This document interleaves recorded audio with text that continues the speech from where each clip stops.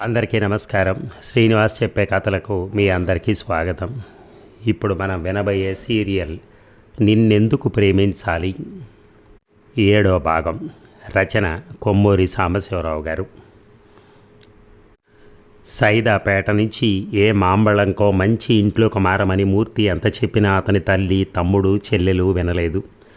రాము ఉద్యోగం కోసం ప్రయత్నిస్తున్నాడని మూర్తి మండిపడ్డాడు. వాళ్ళందరి మీద అరిచాడు. నన్ను అవమానించాలని మీరు ముగ్గురు కలిసి ప్రయత్నిస్తున్నారు. నేను దర్జాగా అమెరికాలో ఉంటే మీరు ఈ కూపంలో ఉండి మాసిన బట్టలతో తిరిగితే నలుగురు ఏమనుకుంటారు? వాడు BA అయినా పాస్ అవ్వకుండా ఇప్పుడే ఉద్యోగం ఏమిటి? గొప్పింటి పిల్లని చేసుకున్నా తమ్ముడిని చదివించనైనా లేదని నలుగురు నన్ను ఆడిపోసుకోరు. రాధ కూడా ఉద్యోగం చేస్తుందట. ఏమిటమ్మా ఇదంతా? వాళ్ళకు బుద్ధి లేకపోతే నువ్వు చెప్పాలి కదా. వాళ్ళు వినరు. ఎందుకు వినరు? మాంబళంలో మంచి ఇల్లు అద్దెకి తీసుకుంటాను, నువ్వు వెళ్ళుంటే వాళ్ళే వస్తారు. రారు. పోనీ నువ్వు నాగేశ్వరరావు గారి ఇంట్లో ఉండు, మంగళకు తోడుగా. న్యాయానికి ముగ్గురు అక్కడే ఉండొచ్చు. నాగేశ్వరరావు గారు అడిగారు కూడా. వద్దులే, నువ్వు చెప్తే వాళ్ళు వింటారమ్మా. మూర్తి అంటూ ఉండగా రాము వచ్చాడు. ఎవరు? ఏమిటి వింటారు అడిగాడు అన్నని. రాము, నువ్వు మరీ మొండితనం చేస్తున్నావు. BA అయినా పూర్తి చేసి తర్వాత ఉద్యోగం చెయ్యి. అన్నయ్య, వీలును బట్టి అభిప్రాయాలు మార్చుకునే మనిషిని కాను నేను. ఆ విషయం దయచేసి చర్చించకు. ఎల్లుండి నేను అమెరికా బయలుదేరుతున్నాను. ఎయిర్పోర్ట్కైనా వస్తావా లేదా అని అడిగాడు అన్న. ఎందుకు రాను? మేము ముగ్గురం వస్తాం. నీకు నాకు విరోధం ఏముంది? మూర్తి కారెక్కి వెళ్ళిపోయాడు. వాణ్ణి మరీ అట్లా చీడపురుగును చూసినట్టు చూడకరా పాపం అంది వెంకటలక్ష్మి. నేనేమీ అలా చూడటం లేదు అన్నాడు రాము. అతనికి బాధగానే ఉంది. అన్నేళ్ల ఆపేక్ష ఎలా పోతుంది? వాడు మళ్ళీ అమెరికా నుంచి ఎప్పుడొస్తాడో ఏమిటో అంది. నీకు చెప్పలేదా? తనకై తెలియదన్నాడు. 2 సంవత్సరాలు చదవాలట. తర్వాత 1-2 సంవత్సరాలు అక్కడే అప్రెంటిస్షిప్ చేస్తాడట. అమెరికా నుంచి వచ్చాక పెద్ద ఉద్యోగం వస్తుంది. మంచిదేగా. నువ్వెక్కడికి వెళ్ళొచ్చావు? భారత ఎలక్ట్రిక్ కంపెనీలో సేల్స్ మ్యాన్ ఉద్యోగానికి ఇంటర్వ్యూకి. ఏమైంది? అప్పుడే ఎలా తెలుస్తుంది? రాస్తారు. రాధ ఏమైంది? నీతో బయలుదేరిందిగా. కమల ఇంటికి వెళ్ళింది. ఎందుకు? టైప్ రైటింగ్ ఇన్స్టిట్యూట్కి తీసుకెళ్తానన్నావుగా. తీసుకెళ్ళాను. అక్కడి నుంచి వస్తుంటే దోవలో సుబ్రహ్మణ్యం గారు కనిపించారు. కమలగా జబ్బుగా ఉందని చెప్పారు. రాధ చూడటానికి వెళ్ళింది. ఏం జబ్బు? ఇంకా తెలియదట. పాపం మూర్తి కోసం బెంగ పెట్టుకుందేమో అన్నది వెంకటలక్ష్మి. ఇక నాన్న పిలిచింది కమల. ఏమిటమ్మా అంటూ సుబ్రహ్మణ్యం కూతురు మంచం దగ్గరికి వెళ్ళి చెంప ముట్టుకుని చూసి జ్వరం లేదు అన్నాడు. మూర్తి అమెరికాకి ఇవాళేగా వెళ్ళటం? అవుననుకుంటా. అవును నాన్న, ఇవ్వాళే అని రాధ చెప్పింది. వెళ్ళని అన్నాడు సుబ్రహ్మణ్యం విసుగ్గా. ఓసారి అతన్ని చూడాలనుంది నాన్న. అతనికి పెళ్ళయిందమ్మా. నువ్వు ఇంకా అతని మీద ఆశ పెట్టుకోకూడదు. నాకు అతని మీద ఆశ లేదు నాన్న. ఒక్కసారి అతన్ని చూడాలి. రమ్మంటే వస్తాడా? వద్దు, అతన్ని పిలవద్దు. అతనితో మాట్లాడలేను. అతను నన్ను చూడనవసరం లేదు. అదేమిటి పిచ్చి తల్లి? అయితే ఎలా చూస్తావు మరి? నాన్న, ఎయిర్పోర్ట్కి వెళ్ళి చూస్తాను. మళ్ళీ ఎప్పుడు వస్తాడో దూరాల నుంచి చూస్తాను. 1-2 ఏళ్లలో వస్తాడట. అప్పటిదాకా నేను బతకనేమో నాన్న. అతన్ని చూడకుండానే చచ్చిపోతానేమో అని ఏడుస్తోంది కమల. ఏడవక తల్లి, ఒంట్లో బాగాలేదు. ఎయిర్పోర్ట్కి ఎలా వెళ్తావు? ఒంట్లో బాగానే ఉంది. వెళతాను. అతన్ని చూడాలి. సరే, విమానం ఎన్ని గంటలకు బయలుదేరుతుందో కనుక్కొని వస్తానని సుబ్రహ్మణ్యం వెళ్ళిపోయాడు. అమెరికా వెళ్లే ముందు నిన్ను చూడాలని అతనికి లేనిది నీకెందుకే ఈ బెంగ అన్నది కమల తల్లి. అతనికి ఎందుకు ఉంటుందమ్మా? అతనికి నన్ను చూడాలని అనిపించదు. మరి నీకెందుకే? నీకు తెలియదమ్మా నాకెలా ఉందో. ఇక మూర్తి స్నేహితులతో, నాగేశ్వరరావు స్నేహితులతో ఎయిర్పోర్ట్ కిక్కిరిసి ఉంది. గులాబీ దండలు వేస్తున్నారు. ఒక్కొక్కళ్ళే వచ్చి షేక్ హ్యాండ్ ఇస్తున్నారు. మూర్తి మొహం సంతోషంతో వెలిగిపోతోంది. నవ్వుతున్నాడు. రాము, రాధ, వెంకటలక్ష్మి పక్కనే ఉన్నారు. కొడుకుని కాస్త గర్వంగా చూస్తోంది వెంకటలక్ష్మి. కానీ 3 ఏళ్ల పాటు విదేశాల్లో ఉంటాడు. కనిపించడు అని తలుచుకున్నప్పుడల్లా కళ్ళల్లో నీళ్లు నిండుతున్నాయి. రాధ, అమెరికా నుంచి నీకు చిన్న ట్రాన్సిస్టర్ పంపుతాను. థ్యాంక్స్ అంది రాధ. నీకేం కావాలి రాము? కెమెరా తేనా? వచ్చే ముందు చూద్దాం అన్నాడు. అమ్మా నీకు అని తల్లి కళ్ళల్లో నీళ్లు చూసి, అదేమిటమ్మా, అమెరికా అంటే ఈ రోజుల్లో పక్క వీధి అన్నమాట. కళ్ళ నీళ్ళెందుకు? ఉత్తరాలు రాస్తాగా. మీరు రాయండి అన్ని సంగతులు అని తల్లికి చెప్తున్నాడు. రాధ రాము చెవిలో ఏదో చెప్పింది. ఏమిటి చెప్తున్నావు అడిగాడు మూర్తి. కమల వచ్చిందట చెప్పాడు రాము. కమల ఎక్కడికొచ్చింది? ఇక్కడికే, దూరాన్నించి నీకు మౌనంగా వీడ్కోలు చెప్పడానికి అయ్యి ఉంటుంది. ఏది అంటూ మూర్తి తల పైకెత్తి చూశాడు. ఎక్కడా లేదే. జోక్ వేశారా అడిగాడు మొహం చిన్నబుచ్చుకుని. అదిగో అక్కడ టెర్రేస్ మీద నిల్చుంది అన్నది రాధ ఎయిర్పోర్ట్ బిల్డింగ్ టెర్రస్ మీద ఒంటిగా నిల్చున్న కమలను చూపిస్తూ. ఒక్క నిమిషం సేపు రెప్పవాల్చకుండా ఊపిరి పీల్చకుండా మూర్తి అటే చూశాడు. స్పష్టంగా కనిపించలేదు, చాలా దూరంలో ఉంది. చేయి ఊపాడు. మంగళ ఎయిర్పోర్ట్కి రాలేదు. కారణం మూర్తే. ఎయిర్పోర్ట్కి తీసుకురావద్దని నాగేశ్వరరావుకి చెప్పాడు. ఎయిర్పోర్ట్కు బయలుదేరే ముందు కమల ఇంటికి వెళ్ళి చెబుదామనుకున్నాడు మూర్తి. కానీ మొహం చెల్లలేదు. కిందకి దిగి రమ్మని మళ్ళీ చెయ్యి ఊపాడు. కమల చెయ్యి ఊపలేదు, కదలకుండా అక్కడే నిలబడ్డది. ఎక్స్క్యూజ్ మీ అంటూ అందరినీ తోసుకుని వెళ్ళాడు మూర్తి. గబగబా మెట్లెక్కి టెర్రస్ మీద చూశాడు. కమల లేదు. ఏమైంది? ఎలా మాయమైంది? నెమ్మదిగా మెట్లు దిగి వెళ్ళాడు తన వాళ్ల మధ్యకి. నిమిషానికి ఒకసారి తలెత్తి డాబా వైపు చూస్తాడు. కమల కనిపిస్తుందేమోనని. కనిపించలేదు. విమానం ఎక్కవలసిన సమయం వచ్చింది. అందరికీ గుడ్ బై చెప్పి మెట్లెక్కి విమానం లోపలికి వెళ్ళబోతూ డాబా వైపు చూశాడు. కమల అక్కడ నిలబడుంది. చెయ్యి ఊపాడు. కమల కూడా చెయ్యి ఊపింది. చేతిలో రుమాలుంది. నెమ్మదిగా జాలిగా ఊపుతోంది. ఇక మూర్తి అమెరికా వెళ్ళి 2 నెలలైంది. కమల మంచం మించి లేవటం లేదు. జబ్బేమీ లేదని, మానసిక వ్యధ అని, నలుగురిలో తిరగటం ఇష్టం లేక అలా పడుకుంటుందని డాక్టర్ సుబ్రహ్మణ్యానికి చెప్పాడు. లేవమ్మా, లేచి తిరుగు, నీ స్నేహితురాలు సుగంధ ఇంటికి వెళ్ళు, సినిమాలకు వెళ్ళు అని తండ్రి. సాయంకాలం అయింది. లేచి మొహం కట్టుకుని వేరే చీర కట్టుకుని పువ్వులు పెట్టుకోవాలా, గుడికి వెళ్ళొద్దాం అని తల్లి. అక్కయ్య, నేను మ్యాజిక్ షోకి వెళ్తాను, వస్తావా అని తమ్ముడు. ఎవరు ఎన్నిసార్లు పిలిచినా కమల మంచం వేయించి కదలదు. చివరికి సుబ్రహ్మణ్యం కూతురుతో నిష్కర్షగా మాట్లాడాడు. ఈ బాధ అంతా మూర్తి కోసమేనా కమల? కమల జవాబు చెప్పలేదు. నువ్వు అతన్ని ప్రాణ సమానంగా ప్రేమించుండొచ్చు, కానీ అతను నీ ప్రేమకు అనర్హుడని తెలిసిన తర్వాత కూడా ఇంకా అతన్ని గురించి ఆలోచించడం కానీ అతని కోసం బాధపడటం కానీ అవివేకం కదూ అన్నాడు. ఆలోచించకూడదనుకున్నా, బాధపడకూడదని ఎంత నిశ్చయించుకున్నా ప్రయోజనం లేకుండా ఉంది నాన్న. వివేకంతో సంబంధం లేనిది ఇది. ఇలా మనసు గుబులు చేసుకున్న కొద్దీ బాధ ఎక్కువ అవుతుంది, అంతే. ఏం చేయమంటావు చెప్పు? ఏడుస్తోంది కమల. వేరే సంబంధం చూస్తాను, పెళ్లి చేసుకో. పెళ్ళా అన్నది లేచి కూర్చుని భయపడ్డట్టు. అవును, మూర్తి అలా చేశాడని పెళ్లి చేసుకోకుండా అలాగే ఉండిపోతావా ఏమిటి అన్నాడు తండ్రి. నువ్వు కూడా అలా మాట్లాడతావే నాన్న? చిన్నప్పటి నుంచి తెలిసిన మూర్తి ఇలా చేస్తే ఎవరో ముక్కు మొహం తెలియని మగాణ్ణి నమ్మి. అందరూ మూర్తి లాంటి మోసగాళ్ళు కారు, స్వార్థపరులు కాదు. కారు నిజమే, ఆ విషయం నాకు తెలుసు. కానీ ఎవరు ఎలాంటి వాళ్ళు ఎలా తెలుస్తుంది? మూర్తి ఇలాంటి వాడని నీకు మాత్రం ముందు తెలుసా అడిగింది తండ్రి కళ్ళల్లోకి చూస్తూ. జాగ్రత్తమ్మా, అలా గుండె ఒలిచి అతనికి ఇవ్వకు అని కూతురికి చెప్పలేదు సరికదా, ప్రోత్సహించాడు తను. సుబ్రహ్మణ్యం తలంచుకున్నాడు. నాకు పెళ్ళొద్దు నాన్న, పెళ్ళి చేసుకోను, ఏ మగాడు వద్దు నాకు. సరేలే, ఆ విషయం ఇప్పుడొద్దు. ఏనాడైనా నువ్వు ఇంకెవరినైనా ఇష్టపడితే నేను ఇంకా చదువుకుంటాను, తర్వాత ఉద్యోగం చేస్తాను, నన్ను నేను పోషించుకుంటాను. సరేనమ్మా, కాలేజీలో చేరు, నువ్వు లేచి తిరగాలి, మామూలుగా మనుషుల్లో పడాలి, అంతే నాకు కావాల్సింది. కాలేజీలు తెరవగానే కమల BAలో చేరింది. రాముకి ఎలక్ట్రికల్ కంపెనీలో సేల్స్మెన్ ఉద్యోగం దొరికింది. 150 జీతం, కమిషన్ కూడా ఇస్తామన్నారు. చదువు మానేసినందుకు చింతించలేదు.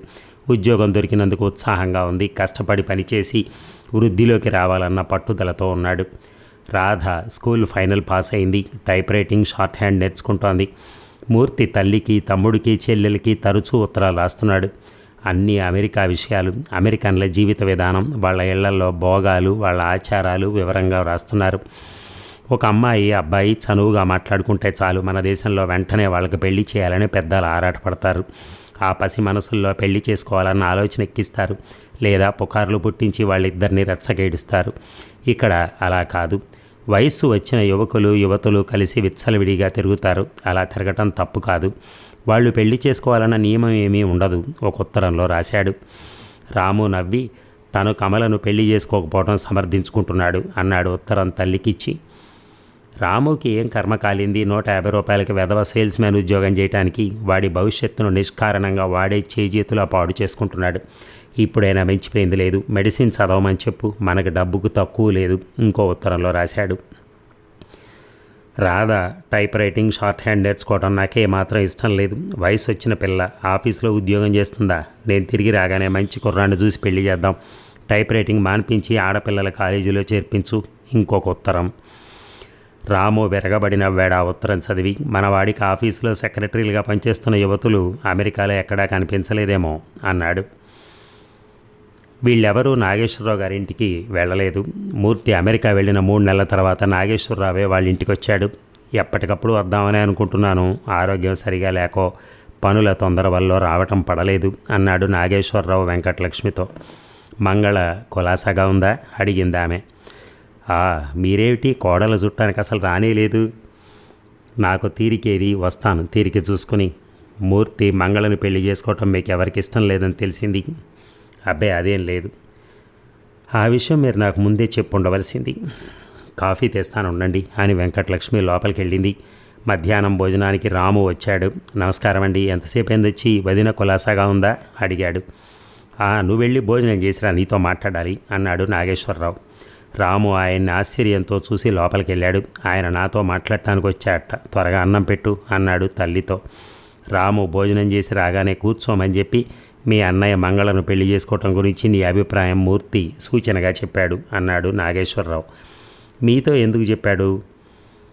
నేను అడిగాను కనుక చెప్పాడు. పెళ్ళినాడు మీ అన్నయ్యకి 50,000 రొక్కం బహుమానంగా ఇచ్చాను. అలాగా? మీ అన్నయ్య మంగళను పెళ్లి చేసుకోవడం తప్పంటావా నువ్వు? ఇప్పుడు ఆ విషయం ఎందుకు? మూర్తి మిమ్మల్ని గురించి చాలా విచారపడుతున్నాడు. తన స్థితి బాగుపడినా మీరు ఇంకా ఎలా ఉండటం అతనికి కష్టంగా ఉంది. ప్రతి ఉత్తరంలో రాస్తున్నాడు. ఏమని? నీకు నచ్చజెప్పమని. చెప్పండి అన్నాడు రాము నవ్వుతూ. అంతలోనే రాధ ఇన్స్టిట్యూట్ నుంచి వచ్చింది. రాము పక్కన కూర్చుంది. కట్నం ఇవ్వమని నిర్బంధిస్తే తప్పు, కానీ నాకై నేను బహుమతిగా ఇస్తే అతను తీసుకోవటం తప్పు కాదు. అది నిజమే కావచ్చు, కానీ మంగళని ఇష్టపడి మంగళే కావాలని పెళ్లి చేసుకోలేదు. మీ డబ్బు చూసి డబ్బు కావాలని పెళ్లి చేసుకున్నాడు. అది తప్పు. మూర్తి మంగళతో సుఖంగా ఉండడని ఎలా అనగలవు నువ్వు అన్నాడు. అనలేను, అంతేకాదు సుఖంగా ఉండాలని మనసారా కోరుకుంటున్నాను. మూర్తి నా అన్నయ్య అని మర్చిపోకండి. అయితే అతని డబ్బు ముట్టుకొని నువ్వు పంతం ఎందుకు పట్టావు? మూర్తి సంపాదించిన డబ్బా అది. నేను మూర్తికి ఇచ్చిన డబ్బు మూర్తిదిగా ఇంకెవరిదవుతుంది? మూర్తికి మీరు డబ్బు ఎందుకు ఇచ్చారు? మంగళను పెళ్లి చేసుకున్నందుకు అని పొరపాటు చేసినట్టుగా తల విదిలించాడు నాగేశ్వరరావు. రాము నవ్వాడు. మీరే చెప్పారుగా, నేను చెప్పడం దేనికి?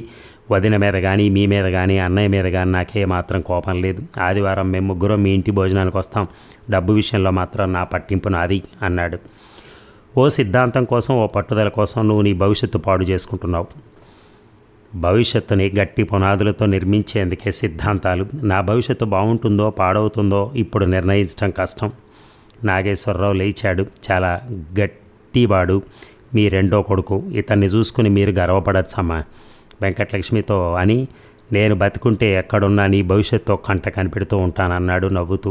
ఎందుకు అడిగాడు రాము నవ్వుతూ. నాగేశ్వరరావు రాము భుజం తట్టి, నీ దృక్పథమే సరైందని, నీ అన్నయ్య కన్నా నువ్వు ఎక్కువ వృద్ధిలోకి వస్తావని తోస్తోంది నాకు అన్నాడు. ఇక 1 సంవత్సరం గడిచిపోయింది. కమల మూర్తిని పూర్తిగా మర్చిపోయింది. ఆమె ఆ బాధలోంచి బతికి బయటపడ్డదనుకున్నారు అందరూ ఇంట్లో. నవ్వేది, తిరిగేది, కాలేజీకి వెళ్ళేది, ముస్తాబు చేసుకుని షికార్లకు వెళ్ళేది. తమ్ముడు స్నేహితులు వచ్చి చనువుగా మాట్లాడితే తను చనువుగా మాట్లాడేది వాళ్లతో. మొగాళ్ళని చూస్తే అసహ్యంగాని అనుమానంగాని ఉన్నట్టు ప్రవర్తించేది కాదు. BA పాస్ అయిన తర్వాత కూతురికి పెళ్లి చేయాలనుకున్నాడు సుబ్రహ్మణ్యం. రాము జీతం 20 రూపాయలు పెరిగింది. జీతం కన్నా కమిషన్ ఎక్కువ వచ్చేది. అవర్ స్టార్ సేల్స్మెన్ అని పరిచయం చేశాడు రాముని వాళ్ళ general manager. Radha type writing short hand lower pass అయింది. ఓ కంపెనీలో స్టెనోగ్రాఫర్గా పనిచేస్తోంది. 100 రూపాయల జీతం. ఆఫీస్ నుంచి ఇంటికి వచ్చి వెంటనే ఇన్స్టిట్యూట్కి వెళ్ళేది. హయ్యర్ పాస్ అయ్యేందుకు ఇంకా నేర్చుకుంటోంది. మూర్తి దగ్గర నుంచి తరచూ ఉత్తరాలు వస్తూనే ఉన్నాయి. అప్పుడప్పుడు మీరు మంగళం చుట్టానికి వెళుతున్నట్టు, నాగేశ్వరరావు గారిని మంగళని మన ఇంటికి భోజనానికి పిలిచినట్టు తెలిసి చాలా సంతోషించాను. మంగళ వెర్రి బాగులదేనా, నీ కోడలని మాత్రం మర్చిపోకు. రాముకి ఇప్పుడు మీ 300కు పైగా వస్తుందన్నమాట. అవును, వాడు చాలా తెలివైనవాడు. ఇంకా చదువుకుని ఉంటే చాలా వృద్ధిలోకి వచ్చేవాడు. రాము అంత సంపాదిస్తూ ఉండగా రాధ కూడా ఉద్యోగం చేయాల్సిన అవసరం ఏమిటో నాకు అర్థం కావట్లేదు. నేను ఎప్పుడు తిరిగి వచ్చేది ఇంకా ఏమీ నిశ్చయించుకోలేదు. ఇప్పుడిప్పుడే కొంచెం ఇంటి బెంగ ప్రారంభమైంది. మిమ్మల్ని అందరినీ చూడాలనుంది. మీ ముగ్గురు ఫోటో తీయించుకుని నాకు పంపండి. ఆ ఉత్తరం చదివి వెంకటలక్ష్మి కళ్ళ నీళ్లు పెట్టుకుంది. ఎందుకీ దుఃఖం అని రాము రాధ అడిగితే కళ్ళ నీళ్లలోంచి నవ్వి ఊరుకుంది. మరొక సంవత్సరం గడిచింది. My dear Ramu, congratulations. నీ కంపెనీ వాళ్ళు నెలకు 1000 రూపాయలు జీతం ఇస్తామని, వేరే కమిషన్ తీసుకోకుండా ఉద్యోగం చేయమని నిన్ను అడుగుతున్నారని అమ్మ రాసింది. నీకు కారు కూడా ఇచ్చారటగా. లక్కీ ఫెలో, నువ్వు ఇలాగే ఇంకా వృద్ధిలోకి రావాలి. మూర్తి. రాధకి 50 రూపాయల జీతం ఎక్కువైంది. వాడు అంత సంపాదిస్తున్నాడు కదే, 150 రూపాయలకు నువ్వు ఈ ఉద్యోగం చేయకపోతేనే అడిగింది వెంకటలక్ష్మి కూతుర్ని. 150 కోసమే కాదు ఉద్యోగం అని నవ్వింది రాధ. దాన్ని ఉద్యోగం మానమనరా రాముకు చెప్పింది. ఎందుకు, ఇంట్లో ఏం దోస్తుంది అన్నాడు రాము. ఇక దానికి పెళ్లి చేసే విషయం ఆలోచించాలి. ఎవరు ఆలోచించాలి, నువ్వా నేనా? అవును, మనం కాకపోతే ఎవరు ఆలోచిస్తారు? రాము తల విదిలించి, పలానా అతన్ని పెళ్లి చేసుకోమని రాధకి చెప్పే బాధ్యత నేను తీసుకోను అన్నాడు. అయితే దానికి పెళ్ళి ఎలా అవుతుంది? ఆఫీస్కి వెళుతోంది, రోజు బయటికి వెళ్తోంది, మగాళ్లతో పరిచయం ఉంది, తనకు నచ్చిన వాడిని తనే ఏరి చేసుకుంటుంది. ప్రతిదీ హాస్యమేనా నీకు అన్నది వెంకటలక్ష్మి కోపంగా.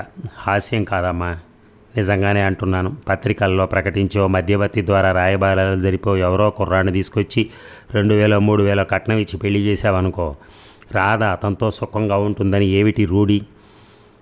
అందుకని ఎవరి భార్యలేని వాళ్ళు, ఎవరి మొగుళ్ళని వాళ్ళు ఏరుకోవటమే మంచి పద్ధతి. మంచో చెడో, సుఖమో కష్టమో ఎవరికి వాళ్లే బాధ్యులవుతారు. వెంకటలక్ష్మి రాముని పరీక్షగా చూసింది. రాధని అడిగావా అంది. ఏమని? ఎవరి మీదనైనా ఇష్టం ఉందేమో. అడగలేదు, అడగవలసిన అవసరమూ లేదు. అది స్వతంత్రురాలు, సంపాదిస్తోంది. అటువంటిది ఏమైనా ఉంటే చెప్పాలనిపించినప్పుడు అదే చెప్తుంది. జంకవలసిన అవసరం లేదు. రాధ పెళ్లి గురించి బెంగపడకు అన్నాడు రాము. మాంబళంలో 100 రూపాయలకి ఇల్లు తీసుకుని మాంబళానికి మారారు. రాధ తన సొంత ఖర్చులు తన సంపాదనలోంచే పెట్టుకునేది. మిగతా డబ్బు ఏం చేస్తున్నావని రాము కానీ తల్లి కానీ అన్నడు అడగలేదు. నెలకోసారో 2 సార్లు రాము రాధ కలిసి కమలం చుట్టానికి వెళ్ళేవాళ్ళు. సుబ్రహ్మణ్యం అదే ఇంట్లో ఉంటున్నాడు. జీతంలో ఒక 10 రూపాయలు ఇంక్రిమెంట్ వచ్చింది. అంతకన్నా ఆయన స్థితిలో మార్పేం జరగలేదు. రాము ఇంటి ముందు కారు ఆపగానే కమల గుమ్మం దగ్గరికి పరిగెత్తుకెళ్ళి రాధని రాముని లోపలికి తీసుకెళ్లేది. అప్పుడప్పుడు కమలను తమతో సినిమాకో బీచ్కో తీసుకెళ్లేవాళ్ళు. ఎప్పుడైనా కమల వాళ్ళ ఇంటికి వచ్చేది. మూర్తి విషయం ప్రస్తావించేది కాదు. వాళ్ళు ఏం చెప్పేవాళ్ళు కాదు. నిన్ను తలుచుకున్నప్పుడల్లా చాలా గర్వపడుతుంటాను రాము అంది ఓ రోజున కమల రాముతో. ఎందుకేమిటి, 2 ఏళ్ల కిందట PUC చదువుతూ సైకిల్ మీద తిరిగేవాడిని. ఈ 2 ఏళ్లలో ఎంత వాడివయ్యావు. నా తమ్ముడే ఇంత వృద్ధిలోకి వచ్చినట్టుగా సంతోషపడతాను. Thank you. డబ్బు సంపాదించడానికి పెళ్లి చేసుకోవటమే మార్గం కాదని నిరూపించినందుకు సంతోషిస్తున్నావు కదూ అన్నాడు నవ్వుతూ. కమల నవ్వి, అవును, సిద్ధాంతాలతోనూ వాదించి ఎవరిని నమ్మించలేం. చేసి చూపిస్తే కానీ తెలిసిరాదు. నువ్వు రుజువు చేశావు. అందుకే నిన్ను చూసి గర్వపడతాను. రాముకి రాధ అంటే అంత ఆపేక్షో, కమలన్న అంత ఆపేక్ష ఉంది. ఇద్దరికీ దాదాపు ఒకే వయసు. చిన్నప్పటి నుంచి చనువుగా ఉంటున్నారు. ఇక వెంకటలక్ష్మి రాధ ఎప్పుడైనా 2 నెలలకో 3 నెలలకో ఒకసారి మంగళం చుట్టానికి వెళ్ళేవాళ్ళు. నాగేశ్వరరావు వాళ్ళని భోజనం చేసి వెళ్ళమని బలవంత పెట్టేవాడు. మంగళ గదిలోంచి సాధారణంగా బయటకు వచ్చేది కాదు. ఇవాళ దాని ఒంట్లో బాగాలేదు అనేవాడు నాగేశ్వరరావు. ఒక్కోసారి మంగళ అందరితో కలిసి భోజనానికి కూర్చుని పెద్దవాళ్ళు మాట్లాడే మాటలు వింటూ బుద్ధిగా ఉండేది. రాము మీద నాగేశ్వరరావుకి చాలా గౌరవం ఏర్పడింది. ఇద్దరికీ వయసులో అంత వ్యత్యాసం ఉన్నా అనేక విషయాలు రాముతో చర్చించేవాడు. కొన్ని సందర్భాల్లో సలహా అడిగేవాడు. ఇంకో సంవత్సరం గడిచిపోయింది. రాము భారత ఎలక్ట్రిక్ కంపెనీ సేల్స్ డైరెక్టర్ అయ్యాడు. 2000 రూపాయల జీతం. నుంగంబాకంలో కంపెనీ వాళ్ళు ఇల్లెద్దు లేకుండా ఇచ్చారు. పాశ్చాత్య వ్యాపార పద్ధతులు పరిశీలించేందుకు రామును విదేశాలకు పంపారు. ఇంగ్లాండ్, ఫ్రాన్స్, జర్మనీ వాళ్ళు వాళ్ళ వ్యాపార పద్ధతులు పరిశీలించి బోధపరుచుకుని 3 నెలల తర్వాత తిరిగి మద్రాసు ఇచ్చాడు. రాధ ఇంకా స్టెనోగ్రాఫర్ ఉద్యోగం చేస్తోంది. జీతం 10 రూపాయలు ఎక్కువైంది. కమల BA ఎకనామిక్స్ పాస్ అయింది. ఉద్యోగం కోసం ప్రయత్నిస్తున్నాను, ఎక్కడైనా ఇప్పించగలవా అని రాముని అడిగింది ఓ రోజున. మరి ఈ భాగం ముగిద్దామా? మళ్ళీ ఒక 2 అవర్స్లో కలుద్దాం. Thank you.